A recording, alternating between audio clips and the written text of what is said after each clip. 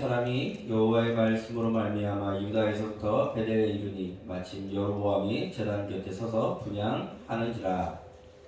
하나님의 사람이 제단을 향하여 여호와의 말씀으로 외쳐 이르되 제단아 여호와께서 이와 같이 말씀하시기를 다윗의 집에 요시야라 이름하는 아들을 낳으리니 그가 내 위에 분향하는 산다운 제사장을 내 위에서 제물로 바칠 것이요 또 사람의 뼈를 내 위에서 삼으리라 하셨느니라 하고 그날에 그가 징조를 들어 이르되 이는 여호와께서 말씀하신 징조라. 제단이 갈라지며 그 위에 있는 재가 쏟아지리라 하매 여로보암 왕이 하나님의 사람이 베델에 있는 제단을 향하여 외쳐 바람을 부를 때에 제단에서 손을 펴며 불을 잡으라 하더라. 불을 향하여 편 손이 말라 다시 거두지 못하며 하나님의 사람이 여호와의 말씀으로 보이는 징조대로 제단이 갈라지며 같이 읽겠습니다. 재가 제단에서 쏟아진지라. 아멘. 오늘 하나님의 말씀은 이제 하나님의 사람과 늙은 선지자라는 제목으로 이제 이야기를 하려고 합니다. 열왕기상 13장에 있는 내용을 다 읽으면 좋겠는데 시간 관계상 앞부분만 읽었습니다. 오늘은 이 열왕기상 13장에 대해서 한번 말씀을 같이 나눠보려고 합니다. 이 내용은 열왕기를 쭉 읽어보셨으면 아시겠지만 맨 처음에 이제 열왕기 상이 솔로몬 왕의 이야기로 시작합니다. 솔로몬이 이제 나라를 쭉 다스리다가 죽은 다음에 그의 아들 르호보암이 이스라엘의 왕이 됩니다. 르호보암이 이스라엘의 왕이 될 때에는 그 백성들이 모여서 르호보암한테 이렇게 얘기합니다. 솔로몬이 그동안에 공사를 너무 많이 해서 우리가 힘드니까 이제는 좀 이 노동을 줄여줬으면 좋겠습니다 라고 르호보암한테 요구하죠. 르호보암이 뭐라 그럽니까? 솔로몬 아들 르호보암이 우리 아빠보다 더 힘들게 할 거야 라고 얘기합니다. 그러니까 그 백성들 중에 그 대표자였던 여로보암을 왕으로 삼아가지고 10지파가 떨어져 나가죠. 그래서 르호보암은 유다 지파와 베냐민 지파를 주축으로 남유다 왕국을 형성하고요. 그 다음에 떨어져 나간 10개의 지파를 중심으로 여로보암은 북이스라엘을 형성합니다. 이때부터 솔로몬 이후에 이때부터 남유다와 북이스라엘로 이 이스라엘이 나눠지게 되는 겁니다. 그런데 이렇게 나눠지면 좋은데 사실 그때 당시에 이렇게 우리나라처럼 남북으로 나눠지는 어떤 군사 경계선이 있고 38선이 있고 군대들이 다 지키고 이런 식의 어떤 정말로 왕래도 못하는 그런 분위기가 아니라 나눠지긴 나눠졌는데 북이스라엘에 있는 10지파들이 예배를 드리러 가야 되는데 어디로 갑니까? 예루살렘으로 가는 겁니다. 그거 남유다에 있죠. 그러니까 이 여로보암 왕이 불안한 겁니다. 자기가 이렇게 나라를 나눴지만은 이 백성들이 지금은 나눠져 있다고 이렇게 하지만은 예배를 드린다고 남유다로 자꾸 내려가다 보면 어떻게 될까? 다시 합쳐지고 자기가 죽지는 않을까? 자기가 사라지진 않을까라는 두려움 때문에 무슨 짓을 하냐? 예루살렘에서 예배 드리지 말고 이 북이스라엘에 있는 베델과 단이라는 지방에도 내가 성전을 세워줄게 라고 하면서 그 장소를 세우고 무엇을 갖다 놓습니까? 금송아지를 갖다 놓습니다. 그리고 거기에서 뭐하라? 이 금송아지가 너희를 인도하여 낸 하나님이다 라고 얘기하면서 거기서 예배드리라고 말하는 겁니다. 이게 북이스라엘을 멸망시킨 여로보암의 죄라는 표현으로 이 열왕기상이 계속 등장할 겁니다. 이걸 잘 기억하셔야 됩니다. 지금 여로보암이 이 죄를 저질렀기 때문에 이 열왕기상 13장이 시작되는 겁니다. 이 죄를 지어서 이 제단에서 예배를 드릴 때에 이 유다에서 하나님의 사람이라고 불리는 사람이 오늘 등장하는 겁니다.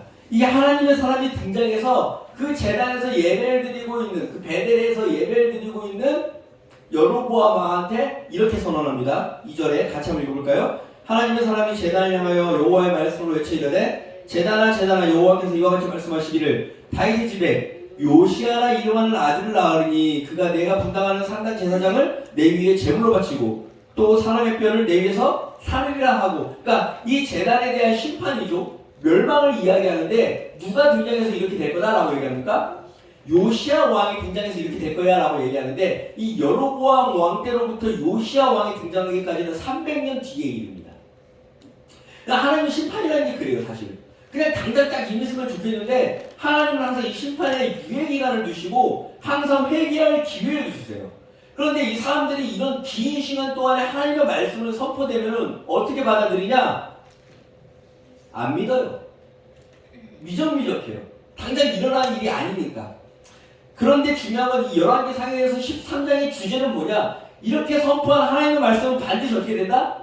이루어진다가 여기 이 말씀의 주제입니다.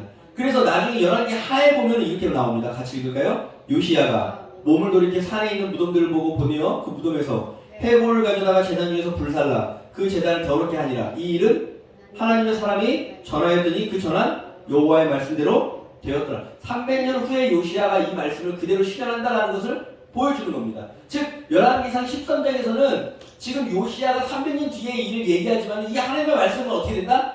능력이 있다. 반드시 성취된다. 하나님의 말씀은 전능하다. 이런 것들을 이야기하는 장이라는 겁니다. 근데 그때 듣는 말씀이 요시야 왕 때 일어나는 거니까 사람들이 잘 안 받아들일 수도 있잖아요. 그래서 하나님은 어떻게 하시냐? 이 열왕기상 13장에서는 하나님의 말씀이 얼마나 능력이 있고 하나님의 말씀이 어떻게 이루어지는지 하나님의 말씀의 그 징표가 무엇인지를 즉각 보여주는 사건들이 계속 등장합니다.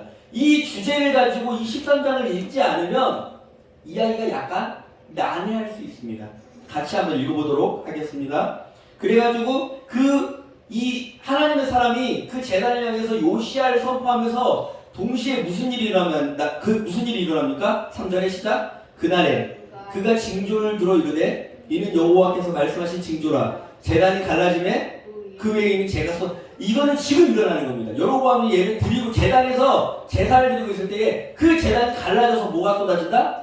재가 쏟아질 거라고 하면서 요시야에 대한 그 심판의 말씀을 지금 징조로 미리 보여주는 게 뭐예요? 제단이 갈라지는 것, 재가 쏟아지는 것. 그리고 하나 더 있습니다. 4절 말씀입니다. 여로보암의 왕이 하나님의 사람 베델에 있는 제단을 향하여 외쳐 말할 때에 그 제단에서 손을 펴서 하나님의 사람을 가리킵니다. 그때 어떻게 됩니까? 그 손이 말라버리죠. 그 손이 말라버리는 겁니다. 이것도 그 순간에 일어난 일입니다. 그리고 6절에 보면 읽지는 않았지만은 하나님의 사람이 이렇게 얘기합니다. 말라버리니까 손이 하나님의 사람한테 기도해서 하나님의 은혜로 이 말라버린 손을 다시 어떻게 해다오? 회복시켜다오라고 얘기합니다. 그러니까 그때 하나님의 사람이 기도해서 그 말라버린 손을 고쳐줍니다. 이것까지 즉 하나님의 사람은 하나님의 말씀이 그 선포, 심판한 그 선포가 반드시 이루어질 것이고 그 징조로 지금 이러한 징조들이 보여주는 중입니다. 자, 아무튼 그렇게 하나님의 사람을 통해서 그 징조를 듣고 팔이 고쳐졌습니다. 그러니까 여로보암 왕이 뭐라 그러냐면은 그 하나님의 사람한테 이렇게 얘기합니다. 7절에 이렇게 합니다. 시작.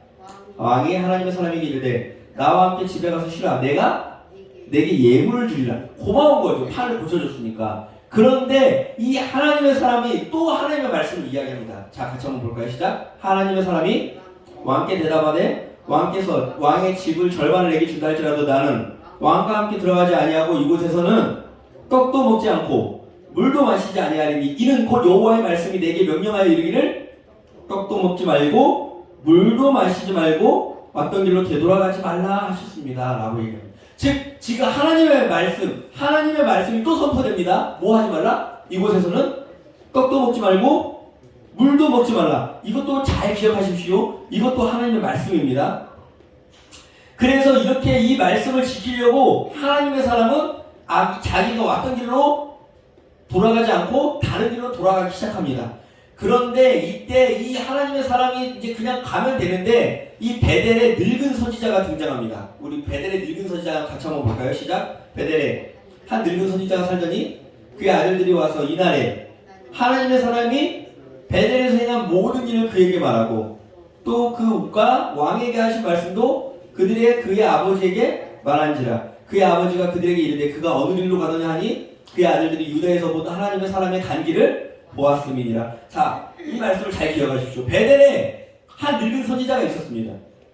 여기에서 늙은 선지자라고 할 때에 이 히브리어에서의 늙은은 장로로도 쓰이는 단어입니다. 그리고 그 지역에 오래 살았고 나이가 많고 그 지역의 어떤 유지, 그 지역의 어떤 한 장로로서의 어떤 그런 위치에 있는 사람을 의미할 때 이런 늙은이라는 단어를 쓰는데, 또 엘리 제사장한테 사용될 때 그 문맥에 따라서 잘 봐야 되는데, 엘리 제사장에서 사용될 때는 약간의 이 늙은이 뭐냐면은 좀 중요한 위치에 있는데 그 일을 잘 수행하는 사람, 못하는 사람?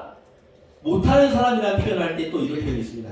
같이 한번 볼까요? 3상 2장 22절 시작. 엘리가 매우 늙었더니 그의 아들들이 온 이스라엘에게 행한 일과 회막물에서 수종된 여인과 동치마의 손을 듣고, 그러니까 이런 나쁜 일을 듣고 훈계를 하는데 잘 능력 있게 고칩니까? 못 고칩니까? 못 고칩니다. 그 이유가 뭐예요? 매우 늙었기 때문에. 즉 이 늙었다라는 이미지가 갖고 있는 게 지금도 이 늙은 선지자가 이렇게 쓰이는 겁니다. 잘 보세요. 베델에 지금 선지자가 있는데 늙었어요. 그런데 중요한 거는 베델에 살고 있잖아요. 지금 여로보암 왕은 어디에서 죄를 저지르는 중입니까? 베델에서 지금 제단을 쌓고 죄를 저지르고 있는 중입니다. 그러면 이 베델에서 여로보암이 죄를 저지르고 있을 때에 하나님은 선지자가 있었어요, 없었어요? 베델에 늙은 선지자가 있잖아요. 근데 이 늙은 선지자를 통해서 하나님의 말씀을 전하기에는 이 사람이 어떻다고요? 상태가 지금 늙은 겁니다. 그러니까 유다에서 누구를 불러서 쓰는 겁니까? 하나님의 사람을 불러서 하나님의 말씀을 선포하는 겁니다. 그런데 이 베델의 이 늙은 선지자는 궁금한 거죠. 하나님의 말씀이 선포되었다라는 말을 집에서 듣는 겁니다. 하나님의 말씀이 선포되었는데 요시야 왕의 등장을 선언하면서 그때 일어난 사건들, 제단이 갈라지고 제가 위에서 부러지고 왕의 팔이 말랐다가 회복됐다라는 걸 들으면서 이 늙은 베델의 선지자는 궁금했겠죠. 하나님의 말씀이 임하기도 하는구나라는 것이 궁금했던 것 같습니다. 그래서 그 베델의 선지자가 그 하나님의 사람을 쫓아갑니다. 그리고 그 하나님의 사람을 따라가서 뭐라 그러냐? 당신 우리 집에서 좀 쉬세요. 그 하나님의 사람을 쫓아갑니다. 그리고 우리 집에서 물과 떡을 같이 먹었으면 좋겠습니다라고 얘기합니다. 근데 하나님의 사람이 아까 왕한테 뭐라 그랬어요? 하나님의 말씀에 뭐라 그랬어요?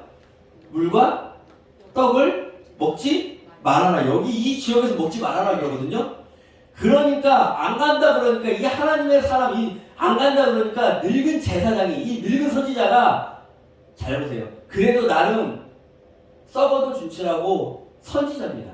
하나님의 말씀이 어떻게 돌아가는지, 이 바닥이 어떻게 돌아가는지를 알았던 것 같습니다. 어떻게 얘기하냐? 18절의 말씀입니다. 같이 한번 볼까요? 시작. 그 사람에게 이르되 나도 그대와 같은 선지자라. 그러면서 뭐라 그래요? 천사가 여호와의 말씀으로 내게 이르기를 그를 내 집으로 데리고 들어가서 떡도 먹이고 물을 마시게 하라 했으니라 하니 이는 그 사람을 속이는 겁니다. 여기서 이제 어려워집니다. 왜 속이는지는 잘 모르겠습니다. 정말로 그 사람은 뭐 초대하고 싶었는지 아니면 나쁜 마음을 먹었는지. 근데 이제 이 문맥, 이 이야기 속에서 나쁜 마음이었던 것 같지 않습니다. 그러니까 초대하려고 그 사람을 초대한 것 같은데 안 온다 그러니까 천사가 당신 물 먹어도 되고 떡 먹어도 된다 그랬어 라면서 초대한 겁니다. 그런데 이 하나님의 사람은 하나님의 말씀을 지금 들었잖아요. 먹으면 돼야 안 돼요? 안 됩니다. 그런데 왜 그는 따라가게 됐을까? 지금 그가 어디에 있습니까? 하나님의 사람을 뒤따라가는데 어디에 있습니까? 상수리 나무 아래에 앉아 있습니다. 그 당시 그 지역은 사막 지역입니다. 그렇지 않습니까? 물과 떡을 먹지 않고 여로보암 왕 앞에서 수많은 하나님의 말씀을 전하고 이적을 해냈습니다.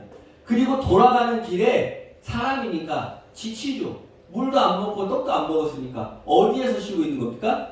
상수리 나무 아래에서 쉬고 있을 때에 같은 선지자라는 사람이 등장하고, 그리고 하나님이 천사를 보내서 얘기했다라고 하면서 그 마음 가운데 지쳐있는 육신을 향해서 가장 달콤한 말을 얘기하는 겁니다. 뭐해라? 물도 먹어도 되고 떡도 먹어도 돼 라고 이야기하는 겁니다.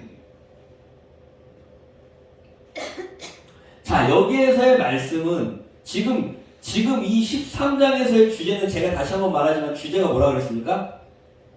이 13장, 열왕기상의 13장의 주제, 하나님의 말씀이 주제라고 했습니다.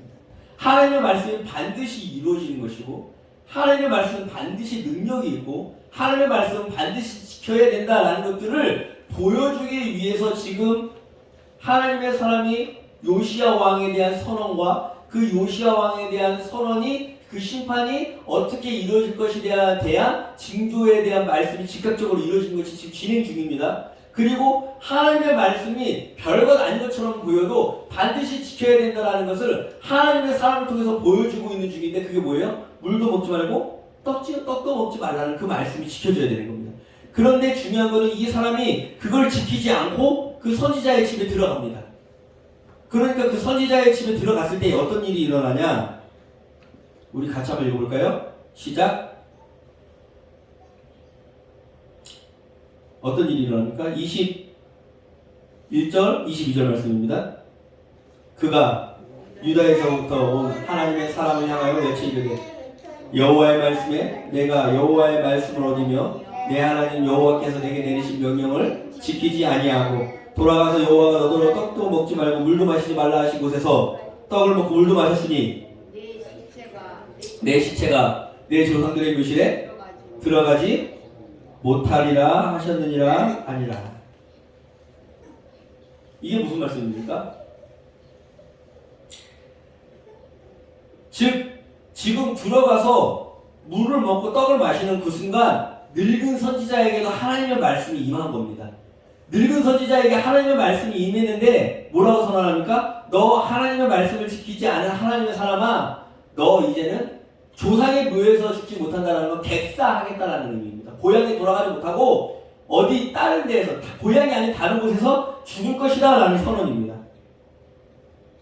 그리고 그 선언이 어떻게 이루어집니까? 24절에 이에 그 사람이 가더니 사자가 길에서 그를 만나 물어 죽이매 그의 시체가 길에 버림받으니 나귀는 그 곁에 서 있고 사자도 그 시체 곁에 서 있는. 누구한테 물려 죽습니까? 사자한테 물려 죽습니다. 열왕기 상에서 사자한테 물려 죽는다는 사건은 하나 더 나옵니다. 열왕기 상 20장에 나오는데요. 같이 한번 읽어볼까요? 시작.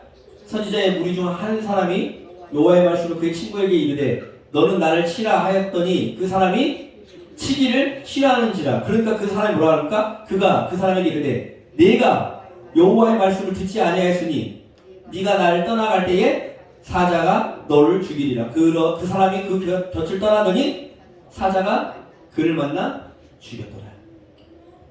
이 열왕기상 20장은 궁금하신 분은 또 열왕기상 20장을 읽어보시면 됩니다. 여기에서도 다른 선지자가 등장하는데 왕한테 어떤 징조를 보여주려고 자기 몸에 상처를 입혀야 돼요. 그래서 친구한테 날 때려 그랬는데 때리지 않으니까 뭐라 그러는 거예요? 넌 이건 하나님의 말씀인데 지키지 않았어. 그러니까 어떻게 돼? 사자가 너를 물어 죽일 거야. 지금 우리가 생각하는 상식과는 조금 다른 이야기가 진행되는데 놀라지 마시고 집중하십시오.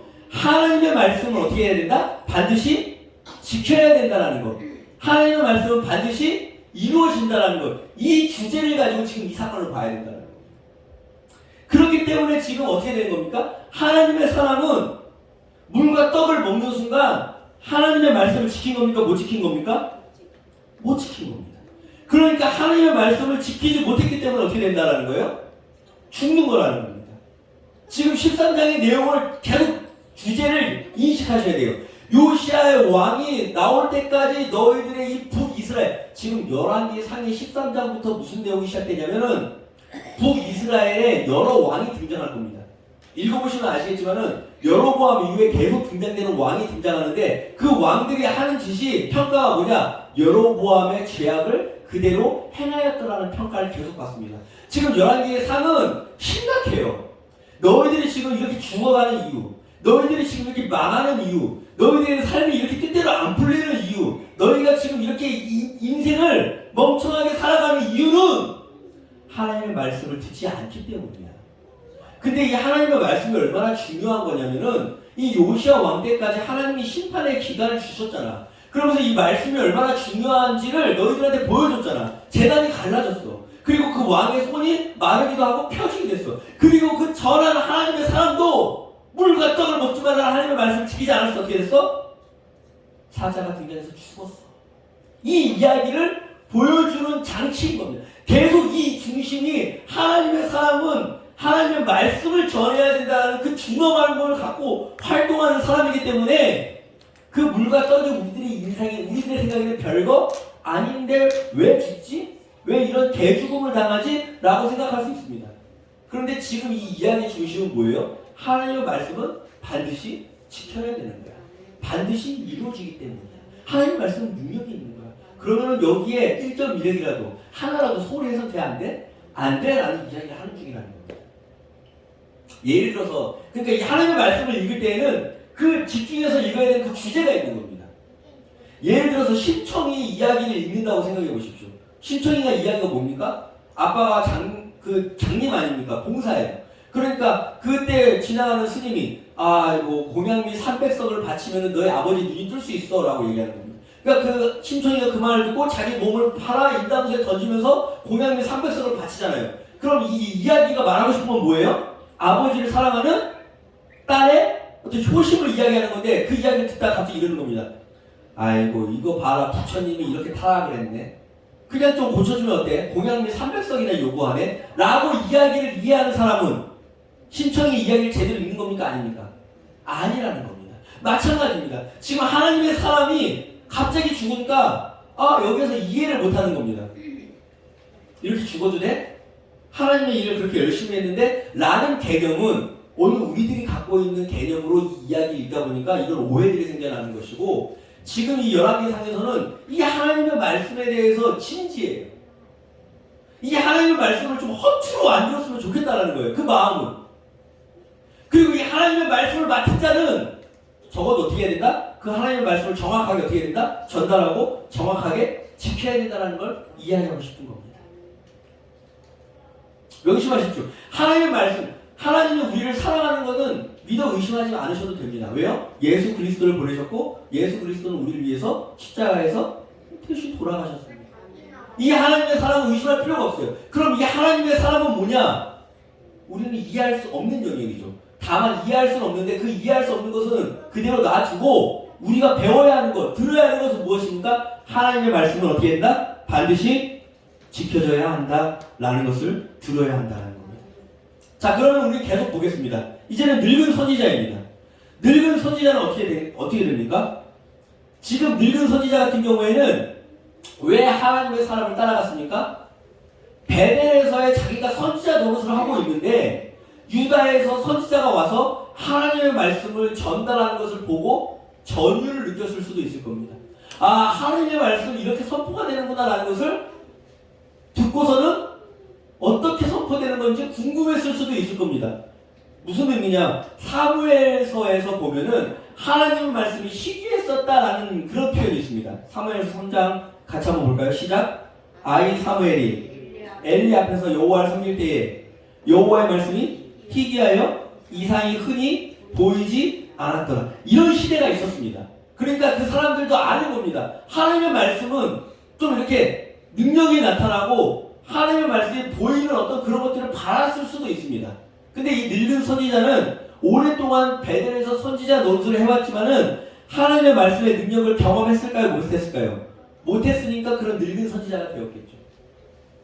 근데 하나님의 사람이 나타나서 그런 하나님의 말씀에 대해서 능력 있게 선포한다 그러니까 궁금해서 따라갔을 겁니다. 그리고 자기 집에 초대했을 겁니다. 그런데 자기 집에 초대해가지고 그 물과 떡을 먹는 순간 하나님의 말씀이 임하는 경험을 누가 합니까?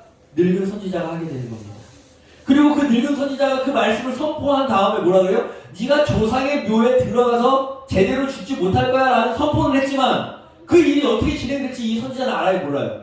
모르는 상황이에요. 그런데 사자에서 물려 죽었다는 소식을 듣게 됩니다.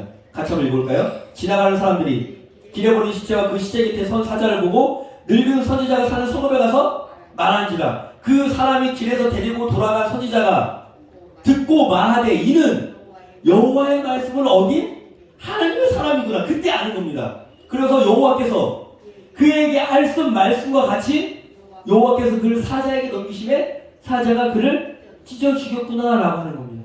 보세요. 그 늙은 선지자는 하나님의 말씀을 받았습니다. 그 밥을 먹으러 초대하는 순간 그리고 그렇게 선포했습니다. 그리고 그 선포한 하나님의 말씀이 이루어지는 것을 지금 이 늙은 선지자는 처음으로 경험하는 겁니다. 그때 이 하나님의 이 늙은 사람이 이 늙은 선지자가 어떻게 되는지 아십니까? 통곡을 하죠. 왜요? 일단 자기의 속임으로 인해서 그 하나님의 사람이 죽었으니까. 그 하나님의 사람한테 하나님의 말씀을 듣기 위해서인지 아니면 뭐가 궁금해서인지 일단 자기가 속였기 때문에 하나님의 말씀을 어기겠으니까 슬퍼합니다. 어떻게 슬퍼합니까? 늙은 선지자가 하나님의 시체를 가지고 와서 자기 묘식에다가 둡니다. 자기가 죽어가지고 묻힐 무덤에 있었는데 거기다 두고 자녀들한테도 뭐라 그럽니까? 내가 죽거든 같이 묻어달라. 그만큼 슬퍼하고 애곡합니다. 왜요? 자기의 소금 때문에 죽게 되었습니다. 그리고 그 다음 말씀이 더 중요합니다. 보십시오. 시작. 그가 여호와의 말씀으로 베델에 있는 제단을 향하여 또 사마리아 성읍들에 있는 모든 산당을 향하여 외쳐 말한 것이 반드시 이룰 것이다. 그 전에 늙은 선지자가 베델에 살고 있었지만은 그 베델에서 행하고 있는 여로보암의 죄에 대해서 입도 뻥끗 안 하고 있었습니다.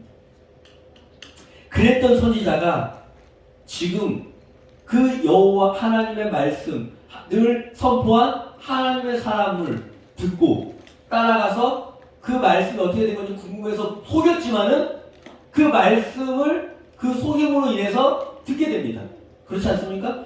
하나님의 사람은 그 하나님의 말씀을 진행하고 전달하고 선포하는 입장에 있었기 때문에 하나님의 말씀이 준행함, 하나님의 말씀의 중요함, 어떤 하나님의 말씀의 어떤 무게를 가지고 있었던 사람입니다. 그러니까 어떻게 끝까지 지켜야 된다는 것은 하나님의 말씀이 반드시 이루어지고 이 하나님의 말씀을 반드시 지켜야 된다는 것은 하나님의 사람을 통해서 우리는 배울 수 있어야 됩니다. 그렇지 않습니까? 그런데 이 늙은 선지자를 통해서 또 볼 수 있는 것은 한평생 하나님의 말씀을 경험하지 못했던 사람이 하나님의 말씀이 선포되고 하나님의 말씀이 진행되는 것을 체험하는 순간 어떻게 변합니까? 그 하나님의 사람의 뒤를 이어서 하나님의 말씀을 선포하는 사람으로 변화된다는 겁니다.